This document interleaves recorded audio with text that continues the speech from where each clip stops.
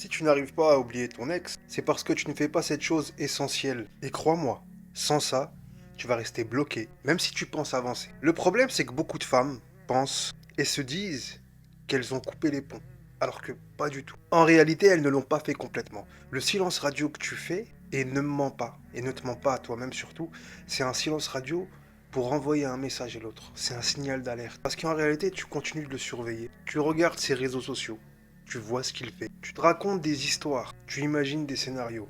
Tu te fais du mal. Mais c'est pas comme ça. C'est pas comme ça qu'il faut faire. C'est pas comme ça que tu vas l'oublier. Enfin, construire la relation que tu veux, non pas celle que tu rêves. Parce qu'en faisant ton silence radio, enfin celui que tu fais comme tu es en train de le faire, en fait, tu laisses des portes ouvertes. Au fond de toi, t'aimerais bien qu'il revienne. Tu aimerais qu'il revienne et qu'il s'excuse, mais non, non. Il a dépassé les limites, il t'a trompé, trahi. J'ai des femmes en accompagnement, elles se sont fait tromper. Et au début, elles veulent revenir avec la personne. Elles sont gentilles, elles ne mettent pas de limites.